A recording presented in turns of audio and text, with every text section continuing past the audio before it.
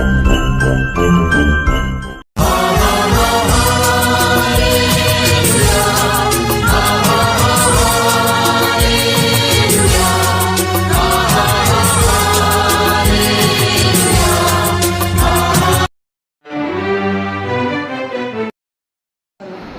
ঠান্ডা করো, মন ঠান্ডা করো, কারণ ঈশ্বর স্বর্গ থেকে আমাদের হৃদয় তলিয়ে দেখে। স্বর্গে থাকলেও ঈশ্বর আমাদেরকে বুঝতে পারে আমি রাগ করেছি, তাকে রাগ করিনি বলে বলেছিল আমি রাগ করেছি, ক্ষমা করো। সে দুঃখ দিয়েছে, ক্ষমা করে দাও। সে আমাকে এমনি বলেছে, যিশু বলবে ক্ষমা করে দাও। ওই কথা বারবার বলছো কেন? ক্ষমা করে দাও। হালেলুয়া। আমি যখন মাঝে মাঝে কেউ আমাকে বলে একটা কথা বারবার বলে, আমার মনে দুঃখ হয়, মাঝে মাঝে রেগে যায়। যিশু বলে ক্ষমা করে দাও। ও রাগ করছে, তো তুমিও তো একইভাবে কাজ করছো। ও একই কথা বারবার বলছে, সে তুমিও একই কথা বারবার বলছো, তার লাভটা কি হচ্ছে? ক্ষমা করে ওকে বলতে বলছে, বলতে দাও। তুমি ওর পাপের ভাগী হচ্ছ কেন? তুমি তোমার দিকে মুক্ত থাক, তাকে ক্ষমা করে না। প্রথম পিতর 3 অধ্যায় 9 পদ। প্রথম পিতর 3 অধ্যায় 9 পদ। অন্যায়ের বদলে অন্যায় করো না, কটু বাক্যর বদলে কটু বাক্য বলো। শুনতে পাচ্ছেন আমার কথা? শোনা যাচ্ছে তো? হালেলুয়া। পড়ো প্রথম পিতর 3 অধ্যায় 9 পদ। অমঙ্গলের প্রতিদানে অমঙ্গল করো না, কটু বাক্যের প্রতিদানে কটু বাক্য ব্যবহার করো না, বরং আশীর্বাদ করো। আশীর্বাদ করো, কেননা তোমরা তা করতেই আহত হয়েছো। কেননা তারা তা করতেই তোমরা আহত হয়েছ। কি করতে? আশীর্বাদ করতে, অভিশাপ দিতে না। কটু বাক্যর বদলে কটু বাক্য বলো না, অমঙ্গলের বদলে অমঙ্গল করো না, বরং তাকে আশীর্বাদ ভালোবাসা দিয়ে জয় করো। Hallelujah, hallelujah. মতি লিখিত মঙ্গল সমাচার 5 অধ্যায় 44-45 পদ। মতি লিখিত মঙ্গল সমাচার 5 অধ্যায় 44-45 পদ। কিন্তু আমি তোমাদের বলছি, তোমরা তোমাদের শত্রুদের ভালোবাসো, তোমরা তোমাদের শত্রুদের ভালোবাসো, ও যারা তোমাদের নির্যাতন করে, যারা তোমাদের নির্যাতন করে তাদের মঙ্গল প্রার্থনা করো, তাদের মঙ্গল প্রার্থনা করো, যেন তোমরা তোমাদের সমস্ত পিতার সন্তান হতে পারো। কি হতে পারবো? শত্রুকে ক্ষমা করলে কি লাভ? আমি বলছিলাম ক্ষমা করলে খুব আনন্দ পাওয়া যায়। কেন জানেন? যখন শত্রুকে ক্ষমা করবে তখন নিজেকে কোথায় পাবে জানো? ঈশ্বরের কোলে, নিজেকে পিতার কোলে পাবে। বাচ্চারা দুষ্টমি করে, দৌড়াদৌড়ি করে, পড়ে যায়, তাই তো? হচটকে পড়ে যায়, মাথায় লাগে, গায়ে লাগে, পিঠে লাগে, ব্যথা হয়, কাঁদে। তো সেই সময় যখন বাচ্চা কাঁদে কোথায় নিজেকে পায়? মার কোলে, বাবার কোলে। যে সামনে থাকে তাকে আদর করে তুলে কোলে ধরে থাকে, মাথায় হাত দেবে, পিঠে হাত দেবে, জল খাওয়াবে, আদর করবে, সান্ত্বনা দেবে, তখন বাচ্চা হেসে ওঠে। ঠিক আমরাও যখন পাপ করি, রাগ করি, শেষে কি করে রাগ করলে আমরা পড়ে যাই, জানেন তো? রাগ করতে করতে মাথার মাথা ঘুরে পড়ে যাব। সেই সময় ঈশ্বর এসে আমাদেরকে কি করবে? কোলে নেবে, কারণ আমরা তো ঈশ্বরের সন্তান হতে পারি। সেই সময় আমরা নিজেকে ঈশ্বরের কোলে নিজেকে নিজে পাবে, খুঁজে পাবে। আনন্দ লাগবে না? সবচেয়ে বড় আনন্দ। আমি আমার জীবনে অনেকবার এটা অনুভব করেছি, তাই জন্য বললাম যে আমি যে শত্রুকে ক্ষমা করি তখন সবচেয়ে আনন্দ পাই, বেশি আনন্দ পাই।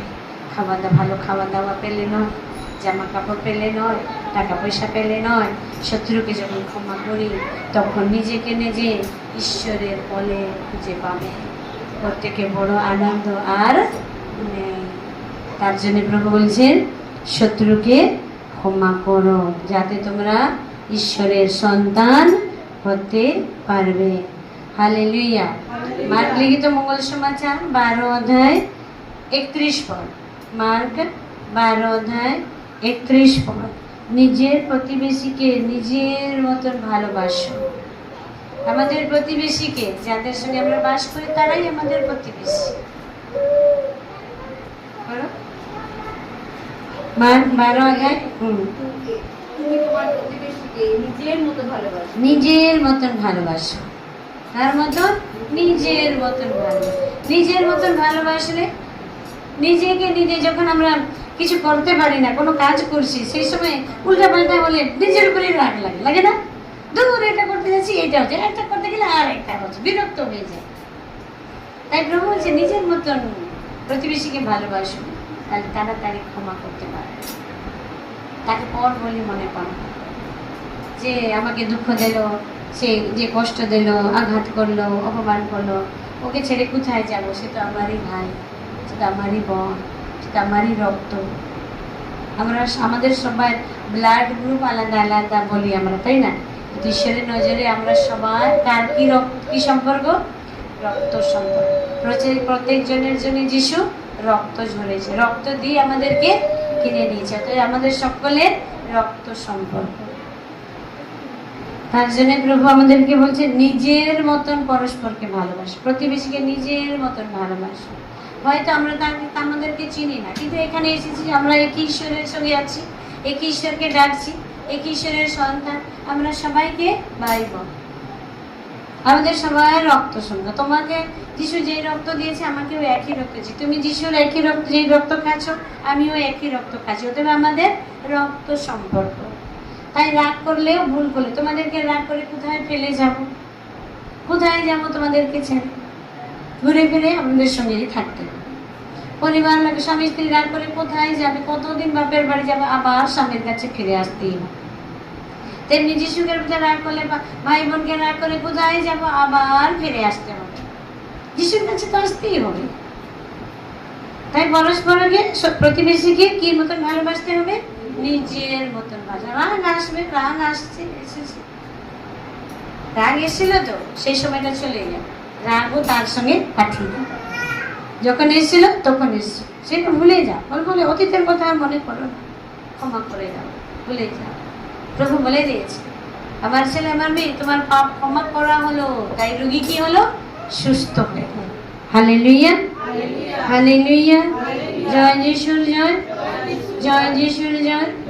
লোকলিখিত মঙ্গল সমাচার 6 অধ্যায় 27-28 পদ। লোকলিখিত মঙ্গল সমাচার 6 অধ্যায় 27-28 পদ। প্রভু শত্রুকে ভালোবাসো, তোমাদের যে ঘৃণা করে তাদের উপকার করো, যে তোমাকে অভিশাপ দেয় তার জন্য আশীর্বাদ দাও, তার জন্য মঙ্গল প্রার্থনা করো। লেখা আছে তো, করো।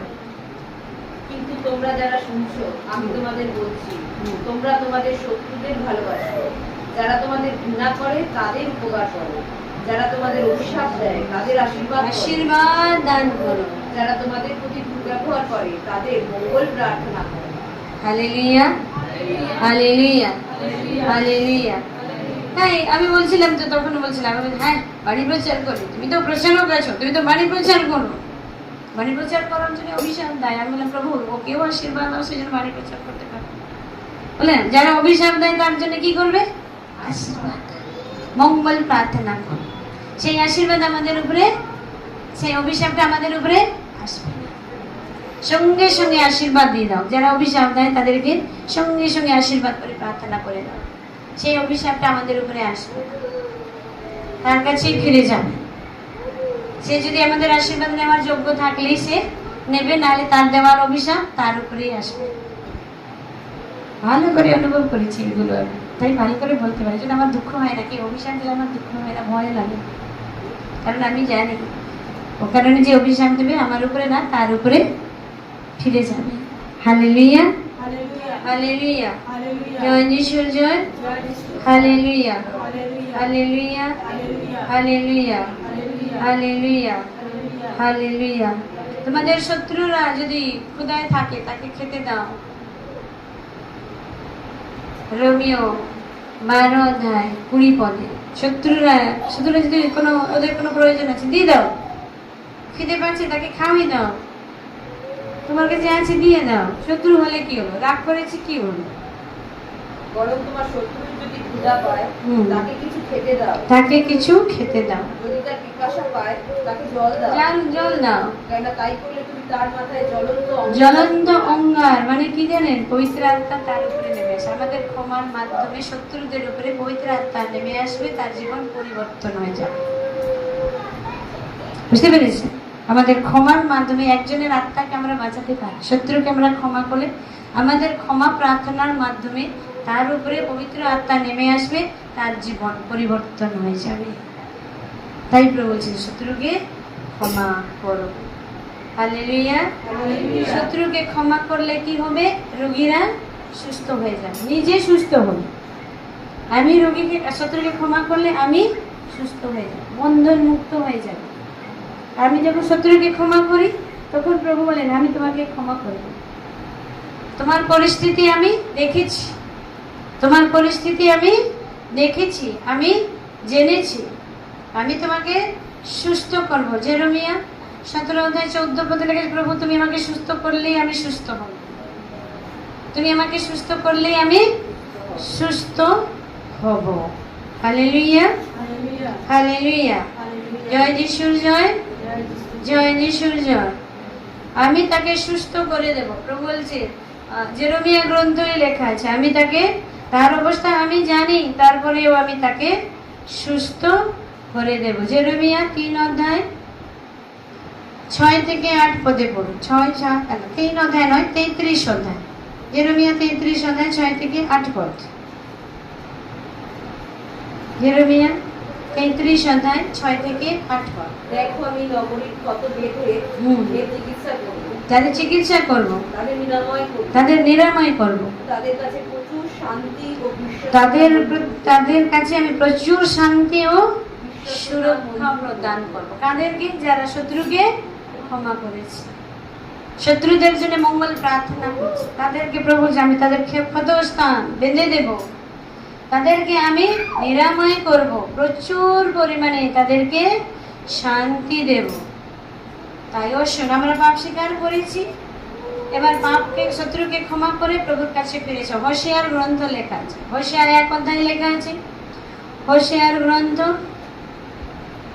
6 অধ্যায় 1 পদ।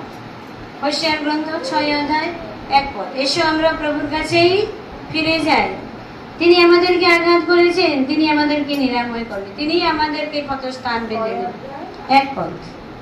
এসো প্রভুর কাছে ফিরে যাই, তিনি আমাদের ছিঁড়ে ফেললেন কিন্তু আমাদের নিরাময় করবেন, তিনি আমাদের নিরাময় করবেন, আমাদের আঘাত করলেন কিন্তু বেঁধে দেবেন আমাদের ক্ষতস্থান।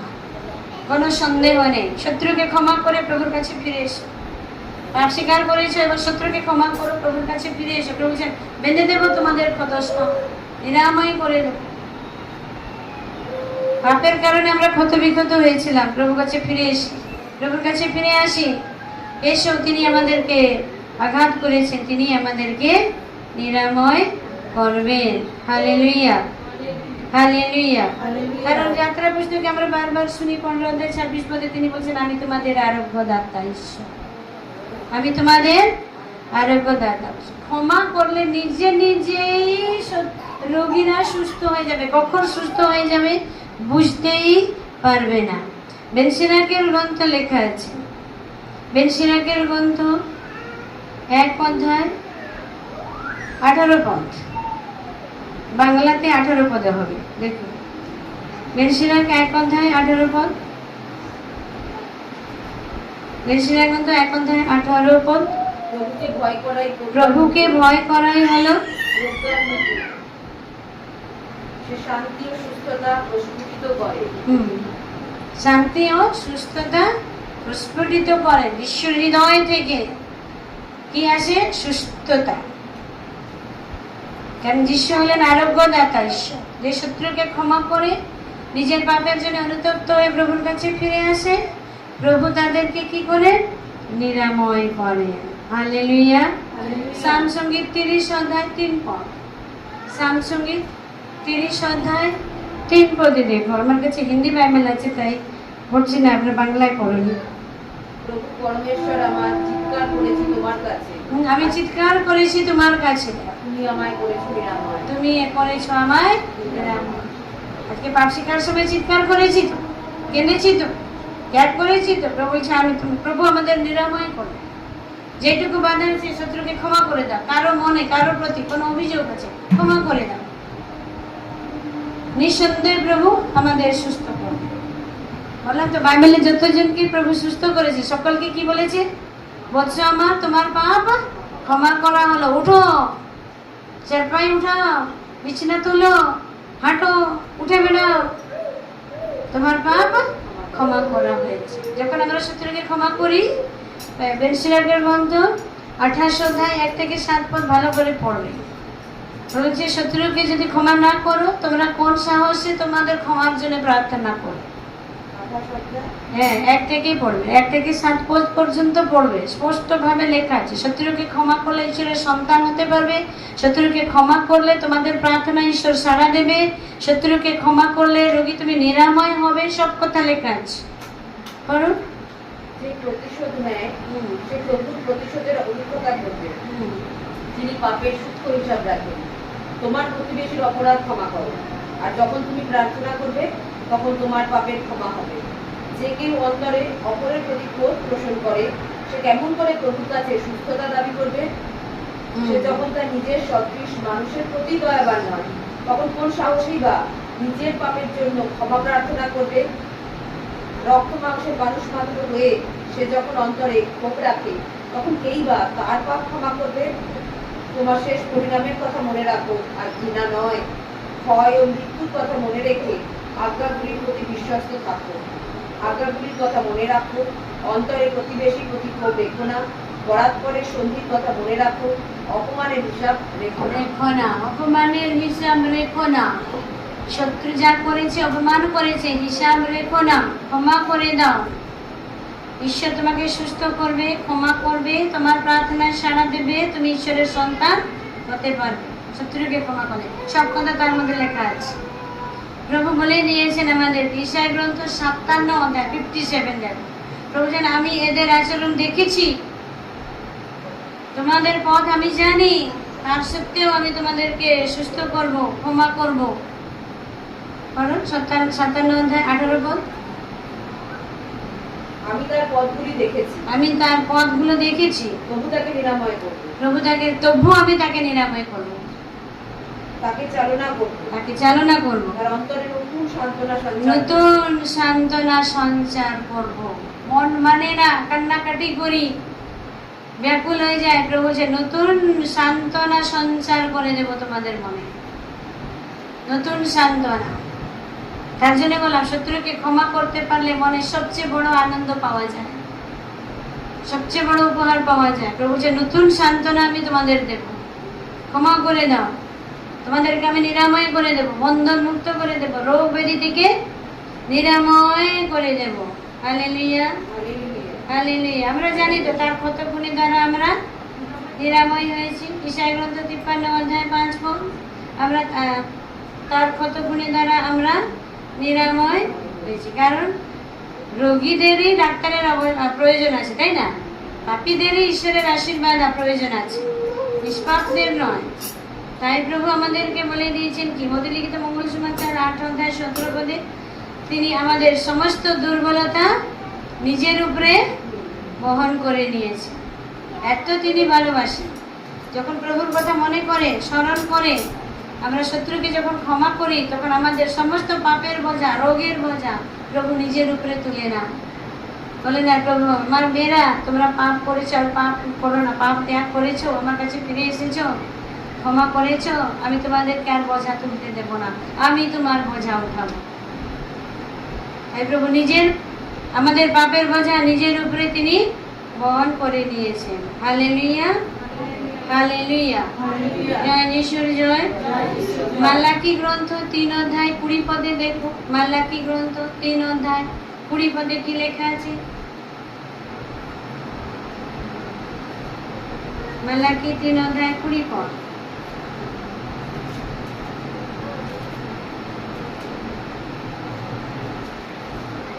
কিন্তু আমার নাম ভয় করো যে তোমরা আমার নাম ভয় করো যে তোমরা, তোমাদের জন্য উদ্দিত হবে, তোমাদের জন্য উদ্দিত হবে ধর্মময়তার সেই সূর্য, ধর্মময়তার সেই সূর্য, যার রশ্মিতে থাকবে, যার রশ্মিতে থাকবে আরোগ্য দান। দান।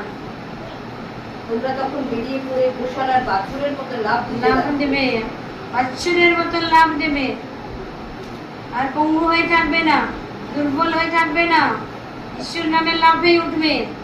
শত্রুকে যখন ক্ষমা করব, নিজের পাপ যখন ত্যাগ করবো, কুপথ যখন ত্যাগ করবো, বাৎসুরের মতো লাফিয়ে উঠবো, আর পড়ে থাকবো না বিছানায়। এটা প্রভুর প্রতিশ্রুতি। প্রভু নিজে বলেছেন, তোমার অসুস্থর সময় আর কান্নাকাটি করো না, কেবলমাত্র শত্রুকে ক্ষমা করে দাও, নিজের কুপথ ত্যাগ করে দাও, শত্রুকে ক্ষমা করে দাও, প্রভুর কাছে প্রার্থনা করো, তিনি তোমাদের প্রার্থনায় সাড়া দেবে। বেনসিরাকের গ্রন্থই লেখা আছে 28 অধ্যায়, ওটা পড়বে, 1 থেকে 7 পদ পড়বে, ওটা লেখা আছে যখন শত্রুকে ক্ষমা করবে, প্রতিবেশীকে ক্ষমা করবে, তখন তোমাদের প্রার্থনা ঈশ্বর সাড়া দেবে। তাই তো প্রভু বলছেন, আমি তোমাদেরকে নিরাময় করে দেব। হালেলুয়া, হালেলুয়া, হালেলুয়া, হালেলুয়া, জয় যিশুর জয়। প্রজ্ঞা পুস্তক 16 অধ্যায় 12 পদে কি আছে? কোন কি আছে এটা? বাংলায় কি বলে? হিন্দিতে আমার কাছে আছে, বাংলাতে বলো। 12 পদ। কোন ঘাস যে তাকে সুস্থ করলো এমন নয়, কোন মলম তাও নয়, বরং তোমার বাণী দিয়েই প্রভু তাদের সুস্থ করলেন। প্রভু বাণী দিয়ে কি বাণী পাঠালো? ক্ষমার বাণী, ক্ষমার বাণী, ক্ষমার বাণী। আছে তো এটা ক্ষমার বাণী গান? মহাপ্রভু ক্ষমার বাণী, হালেলুয়া। সেই ক্ষমা বাণী আমরা তো সেদিন পড়েছি শান সঙ্গীতে, ঈশ্বর তার আপন বাণী পাঠিয়ে রোগীকে নিরাময় করে। এত সময় কি বাণী দিয়েছে ঈশ্বর? ক্ষমার বাণী, সুস্থতার বাণী। শত্রুকে ক্ষমা করলে রোগী নিরাময় হবে, শত্রুকে আশীর্বাদ দিলে তুমি আশীর্বাদ পাবে, অভিশাপ মুক্ত হবে, বন্ধন খুলে যাবে। যত পুরনো রোগ হলেও আমরা সুস্থ হয়ে যাব। হালেলুয়া। যাকবের গ্রন্থ 5 অধ্যায় 15 পদ, যাকবের গ্রন্থ 5 অধ্যায় 15 পদ। বিশ্বাসীদের বিশ্বাসপূর্ণ প্রার্থনা দ্বারা রোগীরা নিরাময় হয়।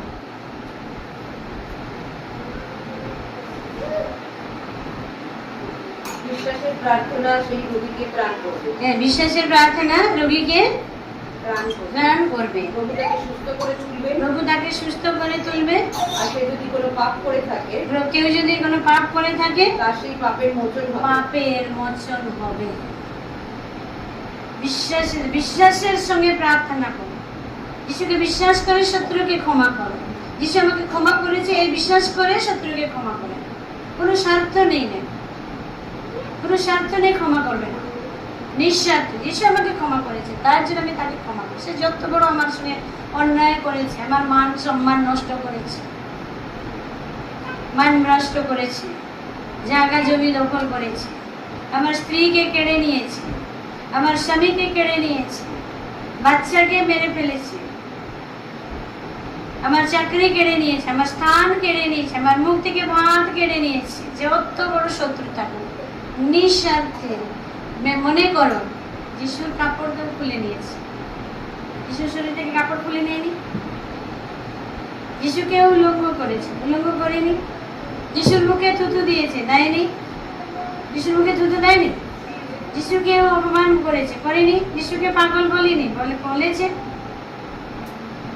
আমাকে যখন কেউ পাগল বলেছে, তখন যিশুর কথা মনে করো, ও যিশুকেও তো পাগল বলেছে। আমার জীবনকে অপমান করেছে, মান সম্মান নষ্ট করেছে, তখন বলে যিশুকেও মান সম্মান নষ্ট করেছে। যিশুর কথা এখনো বলে, যিশু বিয়ে করেছে, বলে না? এই সংসার বলছে তো যিশু বিয়ে করেছে, আর তার মান সম্মানও তো নষ্ট করেছে, আমাকেও করছে। তাই সহজে যিশুর কথা মনে করে শত্রুকে ক্ষমা করে দাও। ঈশ্বর আমাদেরকে কি করবে? নিরাময় করে দেবে, বড় বড় বন্ধন থেকে মুক্ত করে দেবে, খুলে দেবে। প্রভু পাথরখানা সরাও। আজকে কিসের দিন? পাথরখানা সরাতে। আজকে পাথর সরাও, মন থেকে পাথর সরিয়ে দাও, বোঝা হারিয়ে দাও। কে কি বলেছে, কার কথা মনে আছে, সরিয়ে দাও। কারো কথা মনে রাখবে না, কারো অপমানের হিসাব গেঁথে রাখবে না, হৃদয়ের মধ্যে গেঁথে রাখবে। হৃদয় কাকে রাখতে হবে? ঈশ্বরের বাণী গেঁথে রাখতে হবে। প্রভু আমার বাণী তোমার হৃদয় স্থির থাকবে। ঈশ্বরের বাণী, ক্ষমার বাণী, ভালোবাসার বাণী, নিরাময়ের বাণী হৃদয়ের মধ্যে গেঁথে রাখো। নিজে নিজে কখন নিরাময় হয়ে যাবে বুঝতে পারবে না। কারণ ঈশ্বরের অনুগ্রহ দেখা যায় না, দেখা যায়, অনুভব করা যায়। হালেলুয়া, হালেলুয়া, হালেলুয়া। জয় যিশুর জয়, জয় যিশুর জয়। হালেলুয়া, হালেলুয়া। তাই প্রভু আমাদের আরোগ্য দাতা ঈশ্বর। প্রভু বলছে আমার সন্তানেরা অবসন্ন হইও না ওষুধের সময়, প্রভুর কাছে প্রার্থনা করো। বেনসিলাকের গ্রন্থ 38 অধ্যায় 9 পদ। প্রভুর কাছে প্রার্থনা করো, তিনি তোমাদের নিরাময় করবে। শুধুমাত্র প্রার্থনা করো, ক্ষমা করে দাও, শত্রুকে ক্ষমা করে দাও। ক্ষমাহীনতার ভাবনা আমাদের জীবনের সবচেয়ে বড় অনিষ্টের কারণ। কোনো কিছুতে ঈশ্বরের অনুগ্রহ আমাদের অন্তরে আসতে দেবে না ক্ষমাহীনতার ভাবনা থাকবে। সেই বন্ধন ছাতা মতো ঢেকে রাখবে আমাদের। আশীর্বাদ আসলেও মাথায় স্পর্শ করতে পারবে, ক্ষমাহীনতার মনোভাব নিয়ে থাকবে না। সন্তান অসুখের দিনে অবসন্ন হয়েও না, বড় প্রভুর কাছে প্রার্থনা করো, তিনি তোমাকে সুস্থ করবেন। তিনি তোমাকে সুস্থ করবেন। কোনো সন্দেহ আছে? সুস্থ হতে চান না? সুস্থ হতে গেলে কিন্তু শুধু শারীরিক রোগ নয়, আমাদের জীবনে অনেক বন্ধন আছে, অনেক অসুবিধা আছে, অনেক সমস্যা আছে, অনেক কষ্ট আছে। তার থেকে আমরা নিরাময় হব, বন্ধন মুক্ত হব। বললাম শত্রুদেরকে ক্ষমা করতে একটু কষ্ট হয়, হয় না? একটু কষ্ট হয়, অনেকটাই কষ্ট হয়। অনেকটাই কষ্ট হয়। শত্রুকে ক্ষমা করা অনেক, মানে সেই সময়টা সেই কথাগুলো ভুলে যাওয়া খুবই কষ্ট। তবুও আমাদেরকে কষ্টটা মানিয়ে নিতে হবে। কি করে মানাবো? তার দিকে তাকালেই মানাতে পারবে, নাহলে পারবে না। তাহলে একটা গা ধ্যান করো, তাহলেই পারবে, নাহলে পারবে না।